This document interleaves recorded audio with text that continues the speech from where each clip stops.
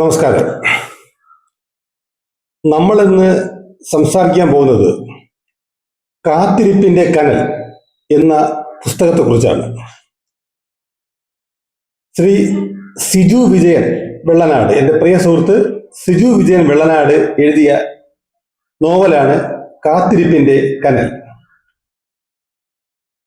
Prabhat book ഹൗസാണ് ഈ novel പുറത്തിറക്കിയിട്ടുള്ളത്.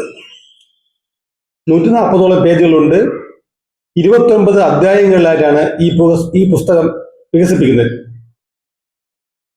ഈ പുസ്തകത്തെ പറ്റി പറയുകയാണെങ്കിൽ, ഒരു പുതുമുഖ എഴുത്തുകാരനാണ് ഇത് എഴുതിയിരിക്കുന്നത് നമുക്ക് തോന്നുകയില്ല. തഴക്കവും വഴക്കവും വന്ന ഒരു എഴുത്തുകാരന്റെ കയ്യൊപ്പ് ഈ നോവലിലുണ്ട്. ഹരീന്ദ്രൻ എന്ന ഒരു വ്യക്തിയെ കേന്ദ്രീകരിച്ചാണ് ഈ നോവൽ നീങ്ങുന്നത്. ഹരീന്ദ്രന് ചുറ്റും കുറേ ആൾക്കാരുണ്ട്. ഹരീന്ദ്രന്റെ ഭാര്യ ശാലിനി, ഹരീന്ദ്രന്റെ ഓഫീസിലെ സുഹൃത്ത് രമേശൻ, പിന്നെ ഹരീന്ദ്രന്റെ മകൾ ഗൗരി, പിന്നെ ഹരീന്ദ്രന്റെ ദുബായിലെ സുഹൃത്ത് എമ്മ, ശ്രീലങ്കക്കാരി അനുഷ്ക, പിന്നെ ശാലിനിയുടെ അമ്മ പങ്കജാക്ഷി, അങ്ങനെ ധാരാളം കഥാപാത്രങ്ങളിൽ വന്നു പോകുന്നുണ്ട്.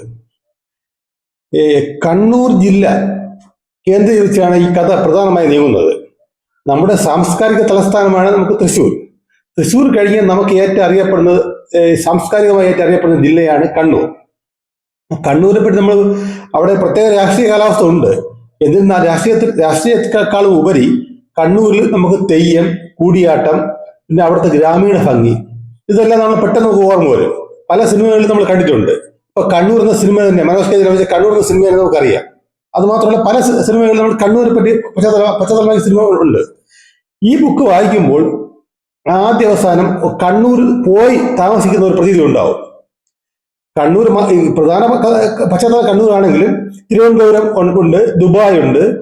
എന്നിരുന്നാലും പ്രധാനമായും ഏറിയ പങ്ക് ഒരു 50% 60% കണ്ണൂർ പശ്ചാത്തലമായിട്ടാണ് ഈ പുസ്തകം നീങ്ങുന്നത്.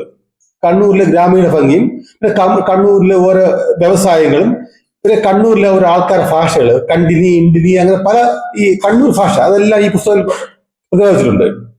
29 അധ്യായങ്ങളിലാണ് ഈ പുസ്തകം നീങ്ങുന്നത്. മികച്ച ഒരു വായന അനുഭവമാണ് ഈ കാത്തിരിപ്പിന്റെ കനൽ.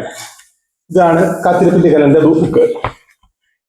ഈ പുസ്തകം ഞാൻ നോക്കിയിട്ട് ഈ 29 അധ്യായങ്ങൾ പാകപ്പെടുത്തിയിട്ടുള്ള ഒരു ക്രമക്കേട്, അതായത് നമ്മൾ കഥ വായിക്കുമ്പോൾ അതിന്റെ ഫ്ലോ അധ്യായം ക്രമപ്പെടുത്തിയല്ല ഒരു ക്രമക്കേട് എനിക്ക് തോന്നുന്നത്. എന്റെ മാത്രം ഫീലിംഗ് ആയിരിക്കും. എന്നിരുന്നാലും ഏകദേശം പകുതിക്ക് ശേഷം കഥ നല്ല ട്വിസ്റ്റാണ്. ഓരോരോ സംഭവങ്ങൾ, ഹരീന്ദ്രൻ എന്ന വ്യക്തി അദ്ദേഹത്തിന്റെ ജീവിതത്തിൽ നടക്കുന്ന ഓരോ സംഭവങ്ങളാണ് ഈ കഥ പറയുന്നത്. ഞാൻ ആദ്യം പറഞ്ഞല്ലോ, ഈ ഹരീന്ദ്രന് കണ്ണൂരിലെ ജീവിതവും, പിന്നെ അദ്ദേഹത്തിന്റെ ശാലിനി തന്റെ സുഹൃത്തുമായിട്ടുള്ള വിവാഹവും, പിന്നെ അതിനുശേഷം ഹരീന്ദ്രന്റെ സർക്കാർ ജോലി ലഭിക്കുന്നതും, അതിനുശേഷം അദ്ദേഹത്തിന്റെ ഡിവോഴ്സും, അതിനുശേഷം അദ്ദേഹം പിന്നെ കുറെ സമയം തിരുവനന്തപുരത്ത് വന്ന് ജോലി ചെയ്യുന്നു. അതിനുശേഷം അദ്ദേഹം ഒരു ലീവ് എടുത്ത് ദുബായിൽ ജോലി ചെയ്യുന്നുണ്ട്. അവിടെ ഒരു എമ്മ എന്ന അമേരിക്കൻ ഒരു ലേഡി സുഹൃത്തുണ്ട്. അതിനുശേഷം വീണ്ടും അങ്ങനെ തിരിച്ചു ജോയിൻ ചെയ്യുന്നു. പിന്നെ അതിനുശേഷം വർഷങ്ങൾക്ക് ശേഷം മകളെ കാണുന്നു, ഗൗരി എന്ന മകളെ കാണുന്നു.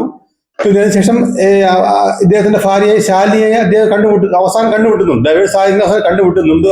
അവർ ഒരുമിക്കുന്നു ചോദിച്ചാൽ ഒരുമിക്കുന്നു. എന്നാലും അവര് ഒരു കൂടെ താമസിക്കുന്നില്ല. എന്നാലും അവര് അവസാനം ഒരുമിക്കുന്നുണ്ട്. ഇതിനു ശേഷം നല്ലൊരു വായന അനുഭവമാണ് ഈ ബുക്ക്. ഒരു പുതുമുഖ എഴുത്തുകാരൻ നമുക്ക് പറയുകയില്ല, അത്രയ്ക്ക് നല്ലൊരു ബുക്കാണ്. അതുകൊണ്ട് എല്ലാവരും ഈ കാത്തിരിപ്പിന്റെ കനൽ എന്ന ഈ പുസ്തകം എല്ലാവരും വായിക്കണം. പ്രഭാത് ബുക്ക് ഹൗസാണ് ഇതിന്റെ പ്രകാശനം ചെയ്തിട്ടുള്ളത്. ഈ കാത്തിരിപ്പിന്റെ കനലിന്റെ ബുക്കിന്റെ ആമസോൺ ലിങ്ക് ഞാൻ ഡിസ്ക്രിപ്ഷൻ ബോക്സിൽ കൊടുത്തേക്കാം. എല്ലാവരും ഈ ബുക്ക് വായിക്കണം. നല്ല ബുക്കാണ്, നോവലാണ്. നന്ദി, നമസ്കാരം.